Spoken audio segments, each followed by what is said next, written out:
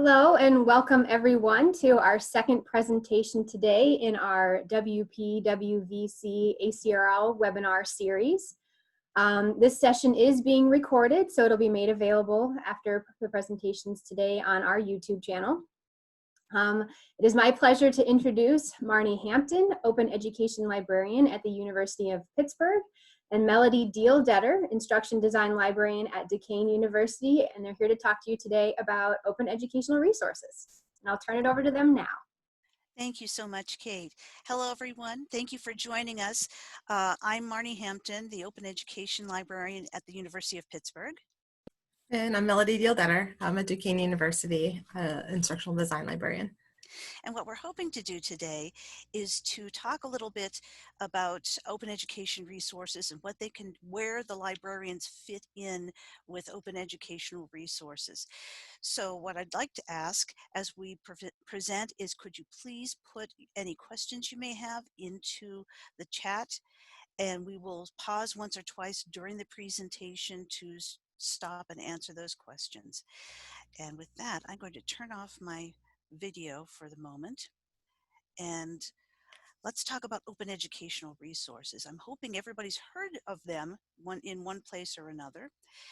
And what we'd like to talk about today for open educational resources is what are they? Why are open educational resources being talked about more now than they have been in the past? And how librarians can make an impact with open educational resources. Melody will talk about open pedagogy, what it is, and how it fits in with librarians. And then Melody's going to talk about the Affordable Learning PA project that is really formulating right now. So I'd like to start out with considering a few statistics to kind of frame our discussion. And over the past decade, these statistics are mostly coming from the U.S. Student PIRGs report that just came out this year. But over the past decade, textbook prices have increased by 88%, vastly outstripping inflation rates. 66% of students report that they have skipped buying or renting an assigned textbook because of the cost in a class.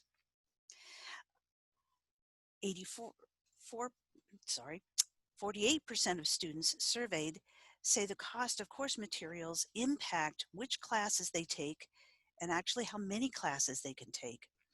1 in 5 students skip buying access codes necessary to complete assignments. And 11% of surveyed students report skipping meals due to material costs. All of these statistics are coming from the most recent student PIRGs report, and you can find it online. The link is down at the bottom of the slide here.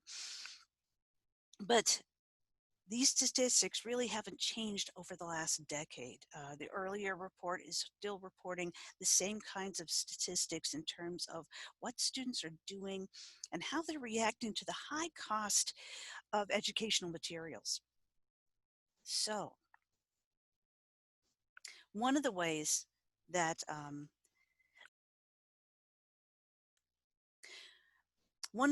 institutions have been addressing the high cost of education is through reducing tuition and certain programs to do stuff like that. But another way that can help reduce student costs,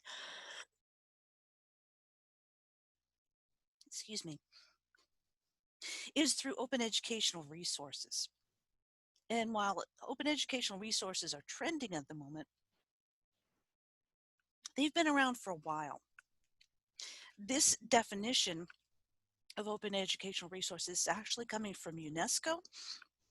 They are stating that open educational resources are teaching, learning, and research materials in any medium, digital or otherwise, that reside in the public domain or have been released under an open license that permits no cost access, use, adaptation, and redistribution by others with no or limited restrictions.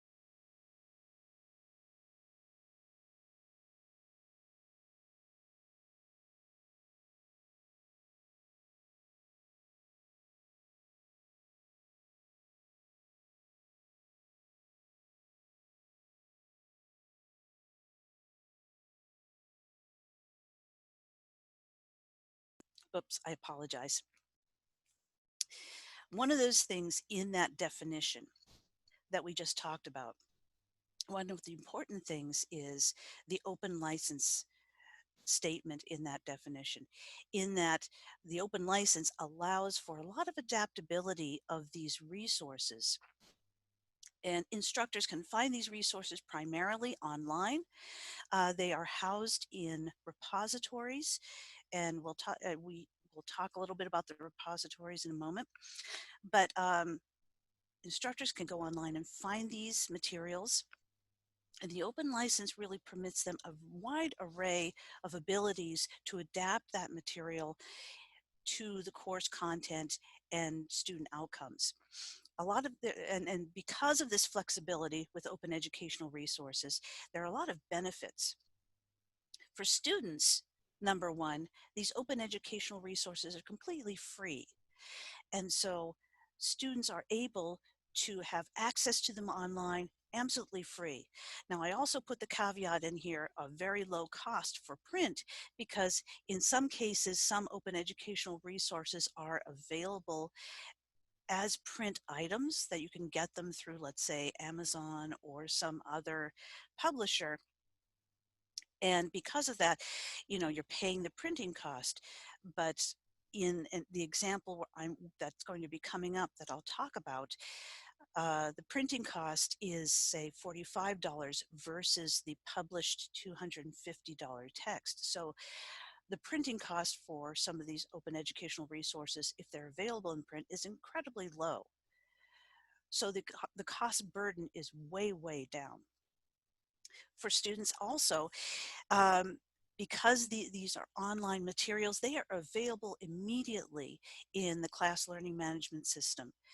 So the material is right there the moment that the instructor opens up the class for students.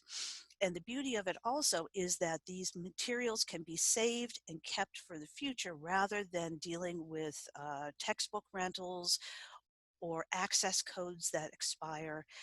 This all material is there for the student, and the student can keep it. For the instructors, the benefits are that this material is adaptable. There are no copyright issues. We will talk about the Creative Commons licensing in a moment. But the beauty of this is that these materials can be modified, revised, updated. If somebody finds an open educational resource that is a little older, let's say 4 or 5 years old, and that discipline has made some updates and moved on a little bit from the material, the instructor can update it and refresh that material. You can adapt the material to different teaching methods if you want to.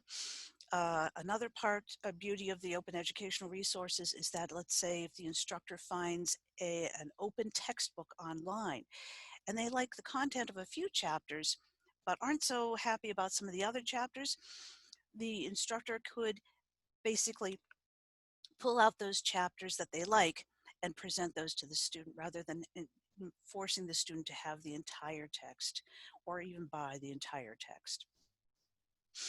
Another of the benefits is that using open educational resources, what I have found when I have worked with faculty members is that those faculty members that have adopted open educational resources also find that in their adapting of these materials, they kind of see this as an opportunity to rethink their teaching.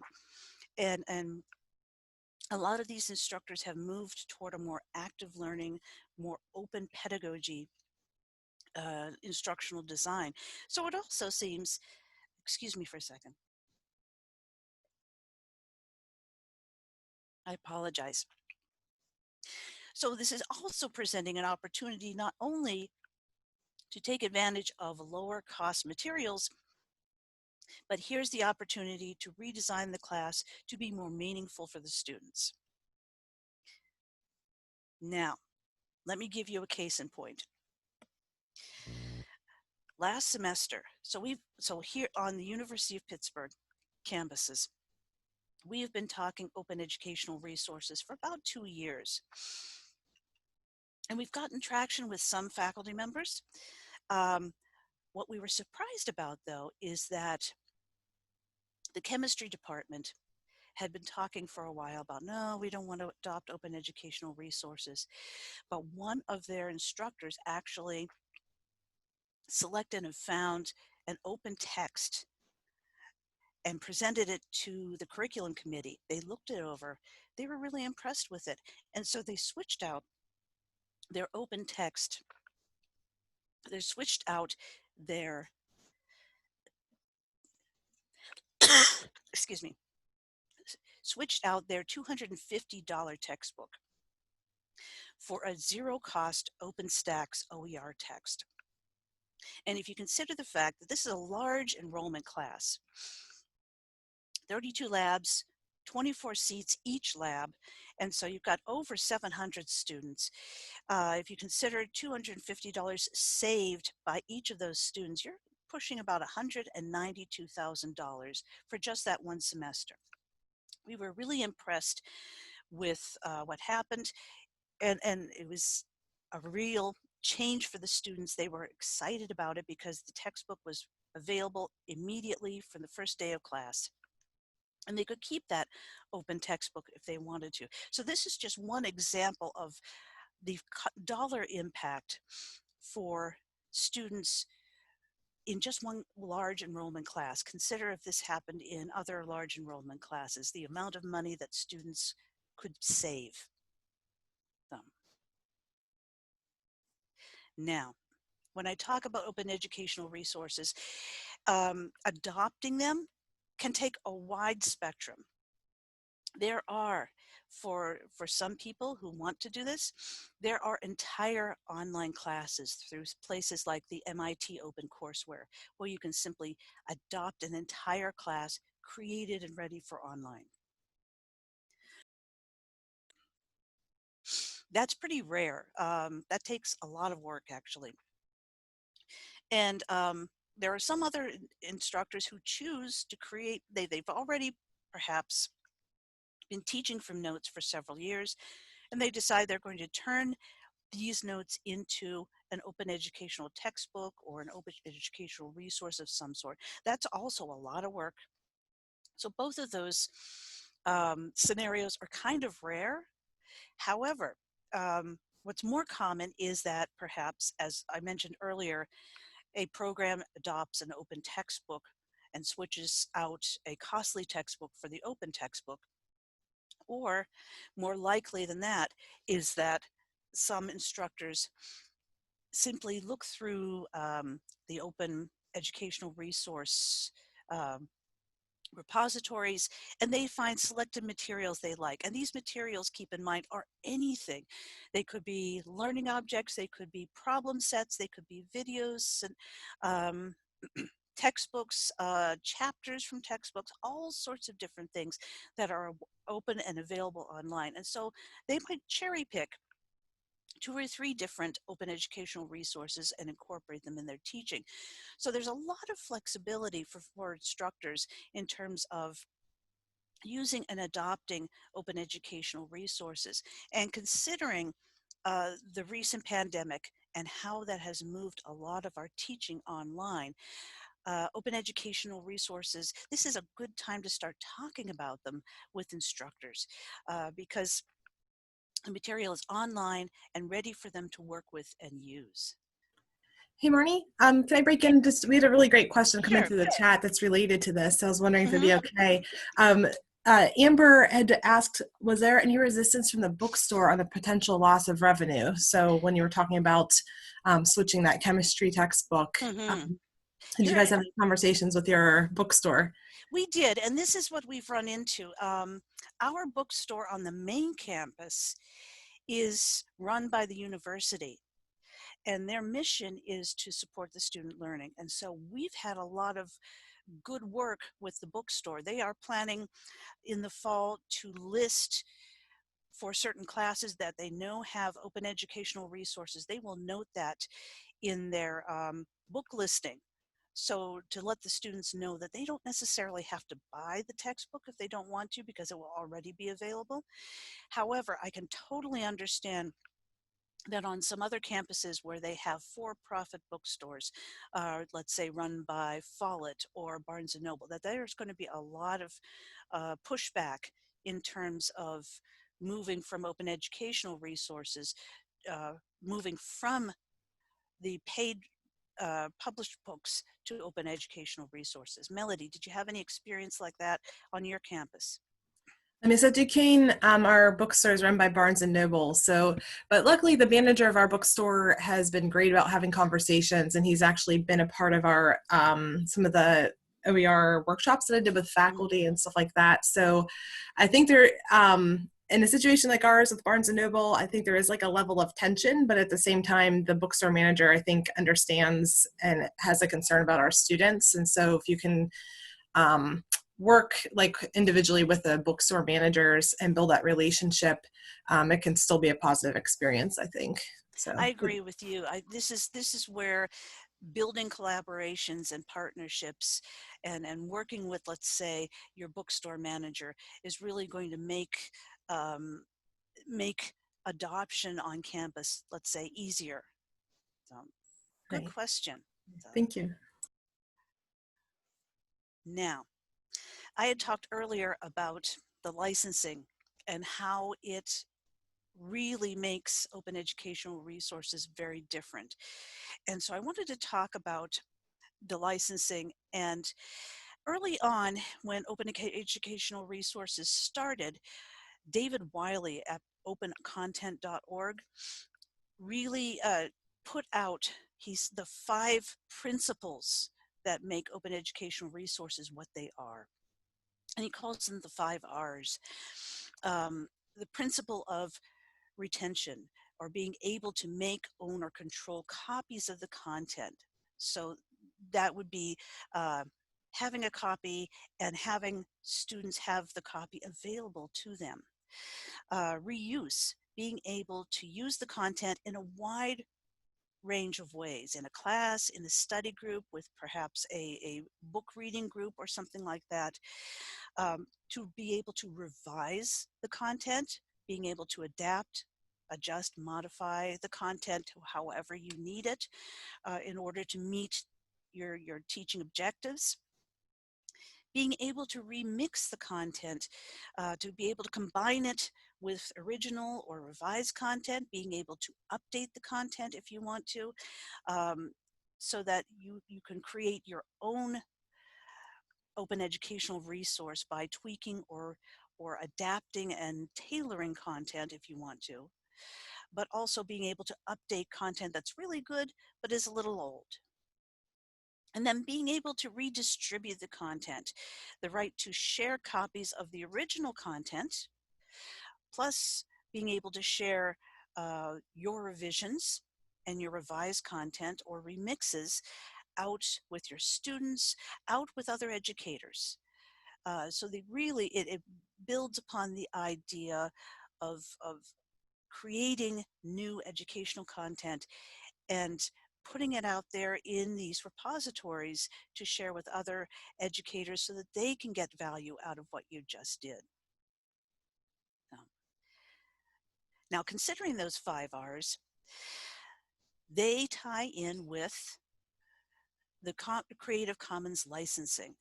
And so how do you know if something is an open educational resource versus, let's say, a free item like a TED Talk video or a resource that's on, let's say, the NASA website or something that you can link to?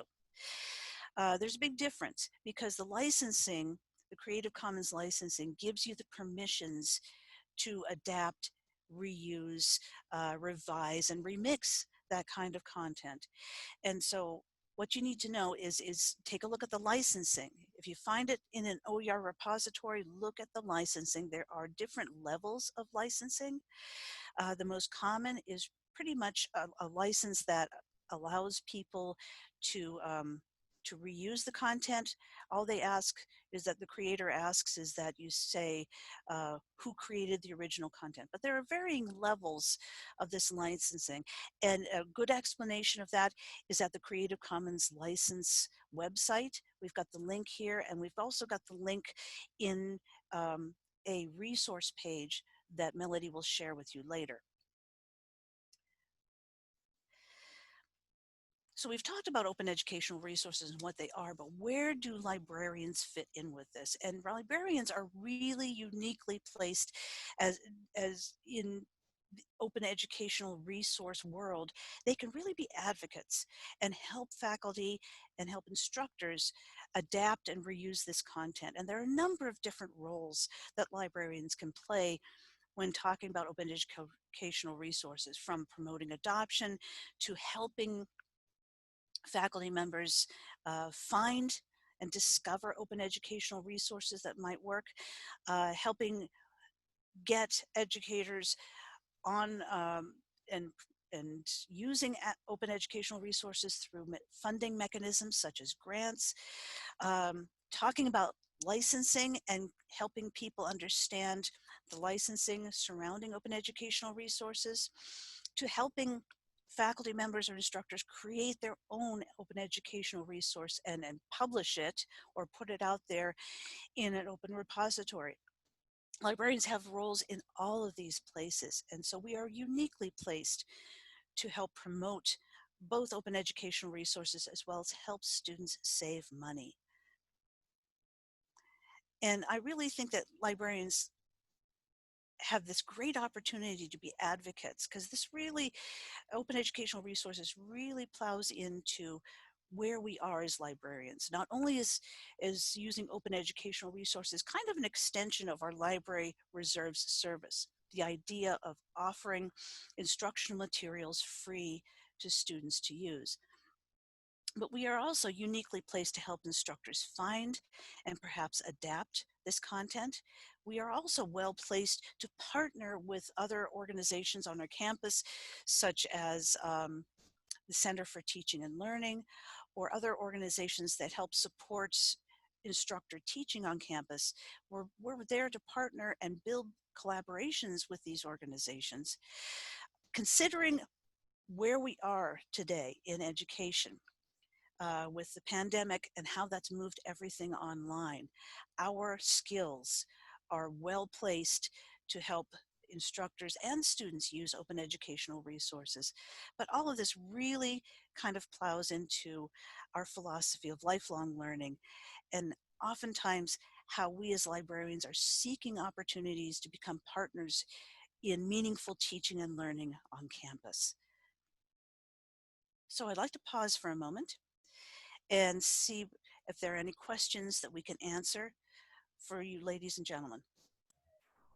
Hi, Marnie. I was actually just typing up an answer in the chat that we had about the cost of an institution partnering with an OER vendor. And of course, OERs are freely available on the web. So using an OER and just adopting it doesn't require any kind of partnership, but creating an OER and like building that is kind of a different story. And so, oh, go ahead, sorry. It is a different story. And here is where, so here is where I'm finding myself as a librarian with open educational resources, is that I'm working with the Center for Teaching and Learning. What we have worked out is that we recognize that librarians have certain roles, and the Center for Teaching and Learning may be better placed for certain roles in the spectrum of adoption for open educational resources with instructors. The Center for Teaching and Learning can help the instructors figure out how best to present this material, where it fits in their instructional design. We also find that for librarians, we do a lot with helping them select and maybe consider finding open educational resources, as well as perhaps putting content that they've created back out, whether they've adapted, tweaked it a little bit, or created it wholesale, putting it back out into repositories to create a greater body of open educational resources. What I am finding is that I've got a couple of faculty members who really want to create an open educational resource from scratch. And this is a skill that I need to build within my team in terms of being able to learn how to publish these things. So there is some background work that we really need to do if you're interested in building up a program on your campus, is that you may have to work hard to learn a little bit about publishing through press books or other publishing platforms.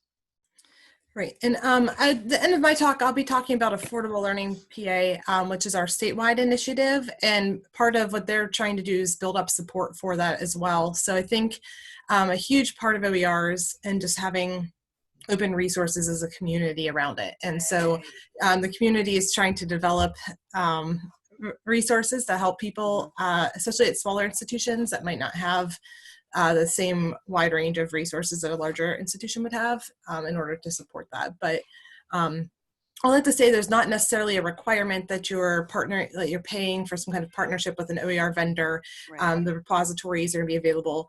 And I'm actually going to right now post OER resources, a link to an OER resources page that we made in a Google Doc. So you'll see some of the resources there, and I'll be referencing some of these whenever I start my half of the presentation too, but you can go ahead and start looking in there. And Marnie, did you have anything else to add? Yeah, I wanted to address Julie's question about the digital divide, and that is something that does impact open educational resources at a certain level. I can speak to what has happened at the University of Pittsburgh concerning students who may not have computers and their education. So at the University of Pittsburgh, and this is kind of aside from open educational resources themselves, Pitt is offering students, lending students laptops so that they can connect and take part in online learning on campus. I know that other institutions may not have that ability. The digital divide is an issue at a certain level. I think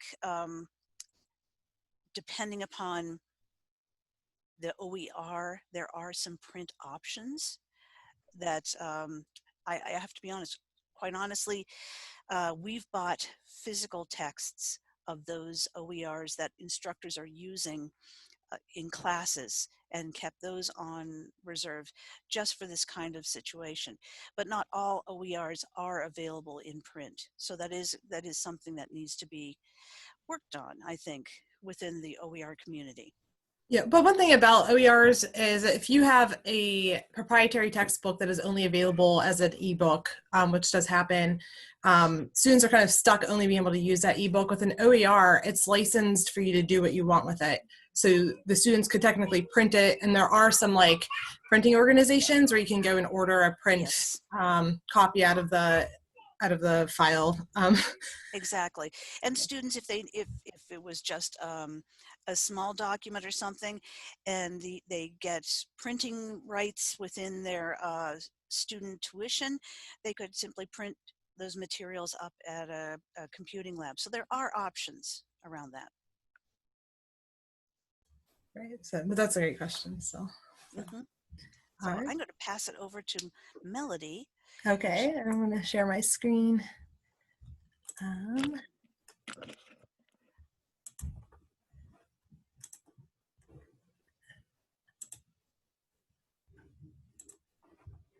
Okay, so I'm going to talk a little bit because Marty kind of ended here talking a little bit about librarians and how librarians are well positioned to be OER advocates. And since this is the branch of ACRL, we're talking to college and research libraries, I wanted to talk about one of my favorite aspects of open resources, which is some of the pedagogical opportunities that it provides.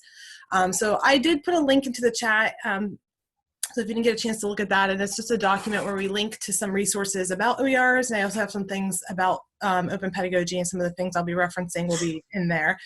I think that the cost savings with OERs is a huge piece of it. And it's not just that like, oh, textbooks are overpriced. The rate of inflation on textbooks like far outpaces almost all the other inflation in the CPI index. That's only part of the story. It's saving students money and providing a benefit to them. It's also addressing some social justice issues in which people that maybe already have economic challenges when they go and approach education might be faced with just extra barriers from not being able to get the textbooks that they have, or maybe they have to share a textbook with their roommate and they don't have access to materials whenever they need it the most. So it's really more than simply a cost issue. It's a social justice issue, but it even goes further than that. And it's one of the open pedagogy and some of these other implications are one of the reasons why I love open resources.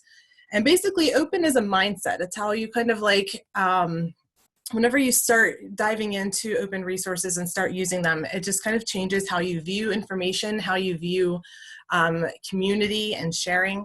And I have a picture of an airplane here, just to kind of draw a comparison. I'm going to just introduce open pedagogy and want to describe it in kind of in this term, which was described by David Wiley, which is whenever you have a proprietary textbook, so a textbook that's published by a traditional publisher and falls under copyright. Imagine that that textbook is like a car. And it's taking you from point A of not knowing to point B of knowing, or something like that. So the textbook will get you from point A to point B. And if you swap out the proprietary textbook for an open textbook, then you're providing that cost savings benefit. So you're still getting the student from point A to point B. You have that text there. But if you're just swapping out the textbook and doing nothing different, then you're kind of doing the equivalent of taking a car, replacing it with an airplane, and then just driving that airplane from point A to point B, even though there's so many other things that this textbook can do. And so I want to talk about some of those opportunities. I think all of us who are involved in education, whether we're librarians, teaching faculty, administration, we share a common goal of wanting our students to succeed, to ultimately create a better world that benefits from their creativity, from the students' innovation and diverse perspectives. So we want our students to have a sense of accomplishment, value, like agency in their lives. Our goal isn't really to like just dump information into them. And whenever something is published as an OER, an open resource, it's going to have these 5R permissions. And so what I want to talk about today is like really engaging these permissions to kind of like reshape how we approach education. And so specifically, having the ability to revise, remix, and then redistribute these works gives these additional opportunities. And so open pedagogy, I'm going to use the term open pedagogy, but really what I'm meaning is a very specific definition of open pedagogy, which is also known as OER-enabled pedagogy. So it's a way of teaching that requires these permissions, these Creative Commons permissions to be part of that. And it's kind of an application of a couple ideas. One is constructivism, which means that learning by doing. So students learn by actually doing things. And the other thing is critical pedagogy, which is kind of a challenge to the banking model of education. So we're looking beyond like, the teachers are the subjects and the students are like these like passive recipients of the knowledge that the teachers have. We want students to be more engaged with their learning, and there's so many opportunities with these open textbooks. And the best way I found to describe it is really just to look at a few examples. So what I have an image here of is a project management for instructional designers. And this book was created whenever an instructional design professor was teaching a project management course to his cohort of instructional designers, and he could not find a textbook that met his needs for teaching the course. What he did find was an OER that was a project management book, just kind of a generic project management book. And so what he did was assign his students of instructional designers to reshape this book to relate to instructional design. So taking those generic concepts, the students had to go out and interview instructional designers, people who are in the field, ask them questions. Since this is a digital textbook, there's actually videos embedded into it. And also they wrote up book chapters, came up with definitions that made it more specific to instructional designers. And so this book is now published as its own OER. So you could go into the Open Textbook Library, which is one of the big repositories, and actually access this full book and use it in a class if you wanted to. Another example from Robin DeRosa is an open anthology of early American literature. She was teaching an early American literature course and realized that the students were paying about $70 for their anthology. And she was like, but wait a minute, most of these stories are in the public domain. So they were published so long ago that they had fallen out of copyright and were freely accessible. So she created a spreadsheet with all these stories that she wanted to review in the course, and each student had to take a story, they had to go find a public domain version of it. They put together an anthology, and of course an anthology is going to have more than just a bunch of stories put together. It's going to have introductions, it's going to have bits and pieces about the author, maybe some images of maps. The students were then, as their semester project, created these introductions and all of this additional information to create an anthology. And another professor noticed this anthology was created and picked it up for her class and had her students add to that anthology, add their own descriptors. And at present, this book is being picked up by a community called the Rebus community, and I linked to them in that document that I put in the chat. And they are an organization where they take experts in the field that come and kind of review things like this to publish kind of like a more finalized version of it openly. So the students who created this, the cool thing is their names are now on this book. It's going to be published through the Rebus community as kind of a final version, but those students who initially created it will have their names published as authors in this text. So this is an idea of the students learning while they're engaging with open resources. It's contributing to the community. And the more you do this sort of thing, the more you just begin to see information sharing as kind of a community and open effort, which I just think leads to kind of bettering the knowledge for everybody. I want to give one additional example of open pedagogy, because OERs are not just textbooks. They can be any ancillary materials, PowerPoints, different types of things. So one Professor Rajiv Jangyani was teaching a psychology class. He had an OER, and this is kind of one of the things that you face if you work with a faculty and say, hey, would you consider using an open textbook rather than your proprietary textbook? But the proprietary textbooks often have test banks and lecture slides and all of that, what we call ancillary materials. And so this case with this professor was teaching a psychology class with an OER textbook that did not have any ancillary materials. So his idea was, I'm going to have the students help create those ancillary materials as part of their demonstration of learning. And so he provided some scaffolding, taught them how to create questions based on each chapter, how to write deflectors. They got to practice at it and got to do that just to demonstrate their knowledge. And of course, I think creating questions out of the text helps demonstrate that you have an understanding of it. And then he actually used their questions on their final exam. And so what this does is it provides them a whole different level of motivation whenever they know that their work that they're putting into their course materials is going to be seen by someone besides just their professor. It's going to go beyond the LMS. And he said that students would get pretty excited whenever they saw that their question made it onto one of the exams. So he's been collecting these questions and will be pulling out kind of the best of the questions to contribute into the Commons probably after another semester or two. So open pedagogical approaches, what they accomplish is that it makes students can become contributors. It gives them an agency in their own education. It's often coupled with increased motivation. It can also inspire creativity and innovation. It's also a chance to sort of democratize education. And I think there's conversations about problems around diversity and things like that in the open field, because of course, whenever you have people creating work for which they're not getting paid, that's going to cause some divides and conversations, but it's also opening some doors. So that's an ongoing conversation about those challenges, but also the opportunities to kind of diversify the conversation that is scholarship. It gives students an opportunity to localize examples. So if they have a textbook that's talking about a broad concept, you can have students contributing how it relates to like their particular family situation or geographical area, different things like that. And it also pulls in the perspectives that actually matter to students. So it does a lot to do that. And I think another well, I'll go into this, I guess, here, but about why librarians should care.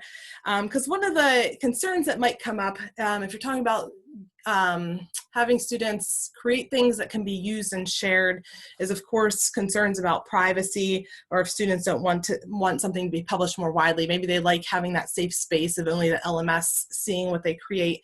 And to that, I would answer, don't force them to publish anything. If they want to keep it private, then that's absolutely okay. But as librarians, this is a perfect opportunity to help us teach something that's important to our profession and our field, help students to learn about copyright. What are their rights as an author? And how can they make an informed decision about how they use their own work?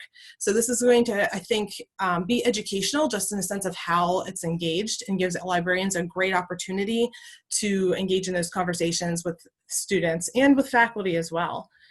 I think other reasons why librarians should care is that librarians are champions of improved access. I think that's what is kind of at the core of our profession. And so this is one way to improve access. I do some work with ATLA, which is a Theological Library Association, and that's an area where there's not a lot of OERs have been created and developed. And so open pedagogy kind of gives a space to kind of grow the content in that field organically from what's important to the people in that field. And so it's just giving you another opportunity to kind of grow the resources there.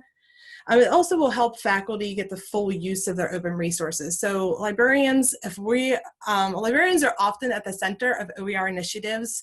Marnie's an OER librarian, that's like her title. I know it's in my job description. We're kind of like at the key of this. Understanding open pedagogy, understanding that all the full uses you can get out of open resources, I think is part of the conversations that we can have with faculty to help them get those full use of them. Another option for librarians and why we should care is that we can use this in our own instruction. And this is something that I've been working to do myself, is creating things. So one example is if you're going to do a one-shot session and you have students working on a particular project, they might be able to contribute resources that they find based on your one shot into creating a LibGuide. LibGuides are basically OERs. They're open and freely available for people to use. So librarians could use it in their own instruction. I teach a credit-bearing information literacy course and have created assignments that are helping to build up resources to be used beyond the class. And this is an opportunity for librarians to help students to thoughtfully consider how technology affects their own work, and it helps faculty think about how technology affects their pedagogy. So ultimately, I think that open pedagogy, open resources will help move from student-centered teaching to learner-driven teaching, which is just a beautiful thing. So I'm running short on time. I want to get into Affordable Learning Pennsylvania. This is an initiative that was started about 2 years ago. It's the statewide initiative to support OERs. So we help support anyone on a campus that's trying to develop OERs.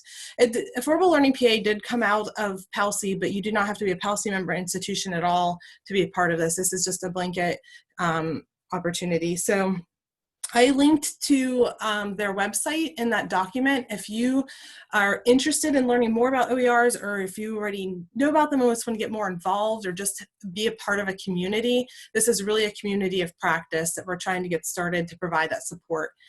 So you can go to the web address. We're trying to get like a better website together for this that will be published soon, but for now we have that website posted there. You can sign up to become a campus partner. So if you are interested in kind of being a point person on your campus for OERs, if you sign up to be a campus partner, then you'll be kind of a point of contact and get on the email list and be a part of some of the things that we do.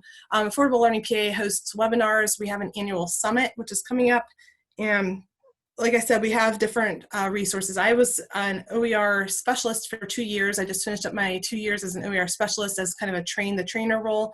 And Marnie is actually just starting her 2-year volunteer position in this role. So one of the benefits if you sign up is you'll get access to the Open Textbook Network, which I can share more about that if you're interested, and get a discount on an allied membership for your institution.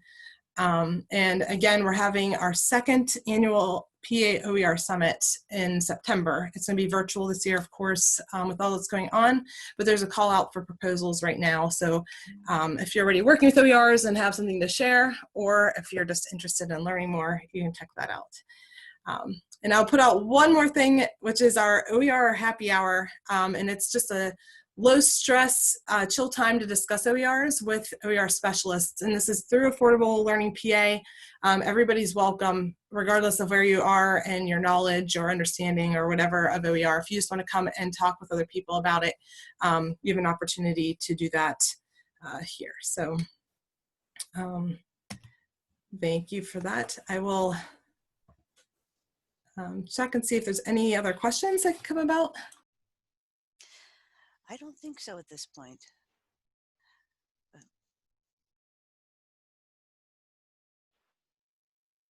Rhonda says, fantastic. I want to thank everybody for attending. We love to talk about this, and it's kind of a whirlwind introduction, trying to go over like a ton of stuff in a brief session, but both Marnie and I are available at any point if you want a point of contact just to get more information or to talk with somebody or hear about our experiences at our campuses, anything like that. Absolutely. Please feel free to drop us a line, either one of us, and we'd be happy to share our experiences.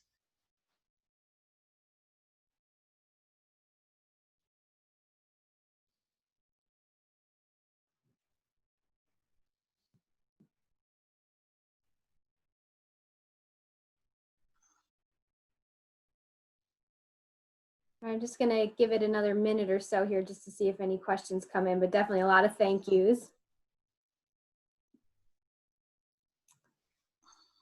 And while I'm waiting on that, I'll just say the recording again will be made available hopefully later today on our YouTube channel, and watch your email for a link to the recordings and also to the evaluations for both of the sessions today.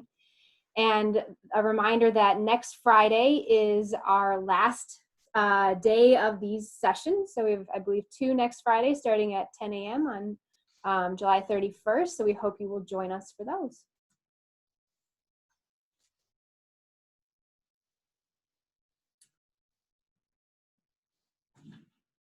And seeing no other questions, I will stop things here. Thank you again, Melody and Marnie, for a great presentation. Thank you all for joining us today, and hope to see you next week. Thank you very much. Bye-bye. Thank you.